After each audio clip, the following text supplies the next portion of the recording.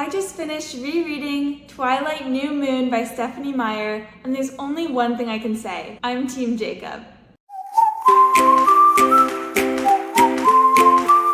Hello everyone, and welcome back to my channel. My name's Jenny, and I'm so glad you're here. Today we're going to be diving into New Moon. We're going to be talking about all of the reasons why this book made me Team Jacob. We're going to be getting into it beyond just Edward's an old man in a teenager's body, which is so freaking valid, but there are so many other reasons why I finished reading this book and I'm like, yeah, Team Jacob all the way. So let's start at the beginning of this book. In the movie, Edward and Bella are sitting in class watching Romeo and Juliet. In the book, I believe Bella is reading the book herself, and Edward appears in her room and is like, what are you reading? But at any rate, Edward mentions that he's jealous of Romeo because Romeo is able to commit S-word. Like, what the heck? That is like not okay to say whatsoever, and also a crazy massive red flag. But Bella just moves on. Later on, for Bella's birthday, which she doesn't want a birthday, she doesn't want to be noticed, she doesn't want to be recognized or celebrated, they go to the Cullens household, where there's supposedly a surprise party that Bella is reluctant to attend. Which, by the way, like Bella, her boyfriend's family puts on this whole party for her, and she's like, but I didn't want a party. Like, come on girl, just be grateful. So Bella is at this party at the Cullen household, and she gets a paper cut, and she's like, oh, I'm so clumsy. And then Jasper is like, you look tasty. And he's locked in, he's coming at her with the intention of sucking her blood. This literally breaks out into an entire fight within the family. Edward dives in to save Bella. The whole thing is chaos. And Bella's just there like, oh, this would only happen to me, I'm so clumsy. Flash forward a little bit, and Bella and Edward are in the woods together, and all of a sudden, Edward is breaking things off with her. He's saying that he doesn't feel the same way for her, that he doesn't want her anymore, that he's done with her. All of these horrible things with absolutely zero explanation. Edward literally leaves her in the woods after that conversation, and Bella gets so frantic because she's just been broken up with by the love of her life that she literally faints in the woods. It's like midnight too. So she's literally unconscious in the woods and has to be rescued by a shirtless man, which, by the way, like, what? Charlie doesn't even question that either. But Edward literally gives zero explanation. He just breaks it off with her and then runs away, leaving her abandoned in the woods. Like, what the heck? This is jumping to way later in the book, but Edward is literally like, after the fact, he's like, you believed me too easily. Like, why did you just accept that I would be done with you so quickly? Like, come on! He was breaking up with her and giving her zero explanation. Like, she had no other choice. She was being a good person in the moment to accept the breakup and not to be like toxic and be like, you can't be done with me. Like, we're still together. We're never breaking up. Like, their relationship is very toxic, but it would have been even more toxic for Bella to be like, you can't break up with me. Like, I'm with you forever. I'm not leaving you. And Edward is like literally mad that she didn't do that. Like, come on. Anyways, so after Edward leaves her in the woods, leaves her for dead, is completely done with her, Bella falls into a deep depression. In the book, the way that they show this ongoing depression is by going October, and then next page, November, and then next page, December. And then in the movie, you get that epic montage where Bella is like sitting in the chair and like the camera is rotating and you can just see the seasons passing her by. Really top cinema. Okay, so now we get Bella's attempt to move on, but not really. She's starting to seek adrenaline rushes so that she can see Edward in her mind and like hear his voice telling her not to do the dangerous thing she's about to do. And one of these projects that she embarks on in order to enter her adrenaline rush era is building and riding these old broken down motorcycles. Now this is where Mr. Jacob comes in. He is completely down to help her repair these broken motorcycles for free, just to spend time with her. He literally just wants to see Bella every day and like work on a project while she's in his vicinity. Like, talk about engaging in hobbies, quality time. This is great. All Edward and Bella really did is like get into dangerous situations and like fight bad guys. But here Jacob is like encouraging her to engage in hobbies. And he's like, oh, you wanna learn how to ride motorcycles? Sure, like let's do that. Let's go for it. Jacob is trying to add something to Bella's otherwise very bland personality. Okay, then Bella invites Jacob to go with her, and I think his name is Mike. He's like the other like male friend that in the book Bella works with him in this like shop. Pretty sure it's like a bait shop, a tack shop or something. It was so minor that like it's not even really worth remembering, and they don't even show Bella's work with Mike in the movie. It's just in the book. But anyways, Bella, Jacob, and Mike all go see this movie, and Bella picks it out, so of course it's like a horror movie with like maximum gore. Mike starts getting an upset stomach, of course, because it's like a gross movie. that would fully be me, no shame. And Bella and Jacob are like, ugh, he can't even handle a little blood. But anyways, this is when Jacob starts burning up. Bella's like, you have a fever, you should go home. And Jacob's like, I'm fine, I'll take you home, like it'll be okay. And then this is a brief excerpt from the book that I'm gonna read you. Add this to your notes of why should be Team Jacob. After dropping her off at her house, Jacob tells Bella to call him. Heaven knows I had never wanted to use Jacob, but I couldn't help but interpret the guilt I felt now to mean that I had. Even more, I had never meant to love him. One thing I truly knew it in the pit of my stomach, in the center of my bones, knew it from the crown of my head to the soles of my feet, knew it deep in my empty chest, was how love gave someone the power to break you. I had been broken beyond repair.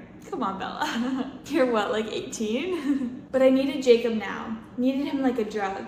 I'd used him as a crutch for too long. I was in deeper than I'd planned to go with anyone again. Now I couldn't bear for him to be hurt, and I couldn't keep from hurting him either. He thought time and patience would change me. Though I knew he was dead wrong, I also knew I would let him try. He was my best friend. I would always love him, and it would never, ever be enough. Like, come on! Mic drop! But Bella's like, in this paragraph, Bella's definitely friend-zoning Jacob, but she's also saying how much she loves him. I feel like if she knew better what was good for her, she would maybe not friend-zone him and just be like, I love you, Jacob. Anyways, it turns out he gets really sick, and Bella doesn't see him for like days. Every time she goes over to Billy's house to try to visit Jacob, Billy tells her that he has like mono, that he's sick, he's a fever, all that sort of stuff. Little does she know, but Jacob's literally transforming into a werewolf. In the movie, when Bella finally visits Jacob again, she sees that he's cut his hair, and it's like this epic moment where Bella's like, Jacob, your hair, you're so different now. And this is the moment where we get Jacob telling Bella, I'm not good. Bella, I'm not good. And Bella's like, what the heck do you mean you're not good? This is what Jacob says. This one's all me, I swear, it's not about you. And then Bella says, it's not you, it's me, I whispered, there's a new one. And then Jacob says, I mean it, Bella, I'm not. He struggled, his voice going even huskier as he fought to control his emotions. His eyes were tortured. I'm not good enough to be your friend anymore, or anything else. I'm not what I was before. I'm not good. And then Bella tries to convince him, Jacob, you're good. Who told you that you aren't good? All that sort of thing. But Jacob at least says it's not you, it's me kind of thing. The bare minimum. So Jacob does kind of abandon Bella. And like, we're not trying to erase that fact. But never mind that Edward literally abandoned Bella and left her for dead in the woods with zero explanation. Jacob comes back the following night, appearing in her room, by the way. But anyways, Jacob comes back to Bella and he explains, which is something that Edward pretty much never does. Like, he literally returns to check on her and to apologize. He does tell her, like, I can't explain why I'm leaving, why we can't be friends anymore, because he can't explain that he's a werewolf. But he at least apologizes for the sudden ending of their friendship. And then he encourages her to guess so that he's not the one telling her that he's a werewolf, but she comes up with that answer on her own. And then later, when she finally connects the dots, like, oh, Jacob's a werewolf, she gets it, and they talk about it. Like they mend their broken bonds together. Again, let me remind you that Edward literally just abandoned her with no explanation after they've been dating for like a year or something. And then as the book continues on, Jacob and Bella steadily get closer and closer. At one point, let's see, page 281, Bella says, "It was bizarre how much I could tell Jacob now. We had no more secrets." And then on page 299, Bella has this whole breakthrough about the story of Romeo and Juliet, and she compares Jacob to Paris in the play. Bella says, "And what if Juliet loved Paris? Not like Romeo. Nothing like that, of course, but enough that she wanted him to be happy too." Jacob's slow breathing was the only sound in the room, like a lullaby hummed to a child, like the whisper of a rocking chair, like the ticking of an old clock when you had nowhere you needed to go. It was the sound of comfort. If Romeo was really gone, never coming back, would it have mattered whether or not Juliet had taken Paris up on his offer? Maybe she should have tried to settle into the leftover scraps of her life that were left behind. Maybe that would have been close to happiness as she could get. Okay, here's where Bella gets completely sidetracked by Edward because Alice comes to visit and she's like, "Edward thinks that you died." Jacob mentioned on the phone that there was a funeral going on when Edward, or in the book, I'm pretty sure it's Carlisle, calls. Edward, of course, believes that's Bella's funeral and he starts freaking out. He's like, "Oh my gosh, Bella's dead. Never mind, only a little bit ago, Edward left her for dead in the middle of the woods at night." So anyways, Alice comes to visit Bella and she's like, "Bella, Edward thinks that you're dead and Edward's now gonna try to himself by going to the Volturi." So honestly, this is where like, I'm loving the story. I'm like so invested in Bella and Jacob. I'm like, they should get together.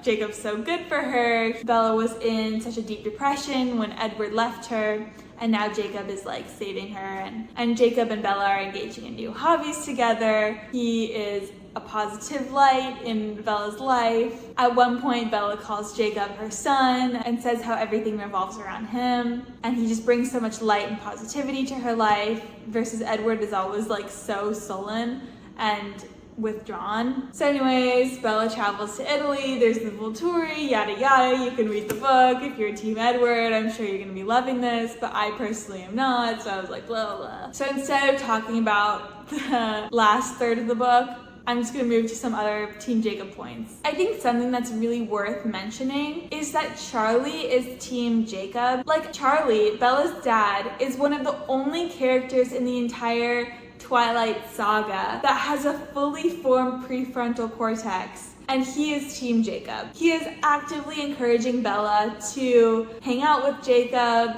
to be Jacob's friend, and Charlie is very adamantly anti-Edward. For an edgy teenage girl, there's that desire to do things that your parents don't approve of and go the dangerous route. But ultimately, in most cases, when you have solid parental figures, which at times it is questionable how solid a parental figure Charlie is for Bella, but typically parents know better than teenage girls what's good for them when it comes to the boys they should be dating or hanging out with. Again, that's a blanket statement. I fully realize that there are so many exceptions to that. But in this case, when Charlie is pro Team Jacob, I think that only adds points in Jake's favor. Jacob is so tight with his family because they are fully a pack. And if Bella were to turn into a vampire and follow Edward's path like she wants to do, Bella would be pulling away from her family. She would have to leave Charlie. She wouldn't be able to interact with Charlie or her mom anymore. She would have to remove herself from society pretty much entirely. Versus if she sticks around with Jacob is so tight with his family, and Jake likes Charlie. He would only encourage her to become closer with her own family. So by choosing Edward, she's choosing isolation, but by choosing Jake, she would have been choosing family and community. And then at the very end of the book, we get Edward's famous moonless night speech, which I'll just read you a little excerpt from. "Before you, Bella, my life was like a moonless night, very dark, but there were stars, points of light and reason. And then you shot across my sky like a meteor. Suddenly everything was on fire. There was brilliancy, there was beauty. When you were gone, when the meteor had fallen over the horizon, everything went black. Nothing had changed, but my eyes were blinded by the light. I couldn't see the stars anymore, and there was no more reason for anything. Edward is literally telling Bella how miserable he was without her when he was literally the one who left Bella and she fell into a months-long depression. Like, I'm sorry, I have zero sympathy for Edward and how sad he was without Bella when he literally left her for dead. Edward flips his switch so fast from, bye Bella, we can't be together, I just don't like you anymore, which of course we know is a cover-up. But he flips so fast to, I can't live without you, you are a meteor in my moonless night. Like, I'm sorry. It's giving toxicity. It's giving instability. Jacob, meanwhile, was pretty much always there for Bella, except when he went through his literal second puberty, when he was like transforming into a werewolf and going through all of this like turmoil. And he still apologized to Bella for having to say goodbye for a brief minute, versus Edward is just like, I was doing this for your own good, I'm dangerous, Bella. Like, come on. It has been revealed, I believe Stephenie Meyer herself said it, I might be wrong, but the whole Team Jacob versus Team Edward thing was a massive marketing tactic. Like, ultimately reading New Moon, reading Twilight, and then going on into Eclipse and beyond, we know that Bella and Edward are gonna be together, they're meant for each other, yada yada. That's not a massive spoiler. It was always going to be Team Edward, but I think New Moon is just massive Team Jacob propaganda. You literally see so many times throughout the book how Jacob would have been so much better for Bella to end up with that I just can't buy the whole Team Edward. But you know what? If Bella wants to end up with Edward, that is a-okay with me. That just means that she's leaving Jacob for me, and I appreciate that. So I guess what I'm saying is I'm Team Edward for Bella because their interdependency really works for each other. But for me personally, I would choose Jacob every time. Or maybe we forget the both of them and just go for Team Alice, because Alice is honestly one of the best characters in Twilight and in New Moon. But anyways, that is all I have for you guys today. Thank you so much for watching my little rant about how much I love Jacob and hate Edward in Twilight New Moon. If you haven't already, make sure you check out my other videos, and be sure to give this video a like and subscribe to my channel if you want to see more. I post reading content, fandom content, all things nerdy and fun, and make sure to leave a comment letting me know what kind of videos you enjoy and what you want to see in the future. Thank you so much again for watching, and I hope to see you in my next video. Bye!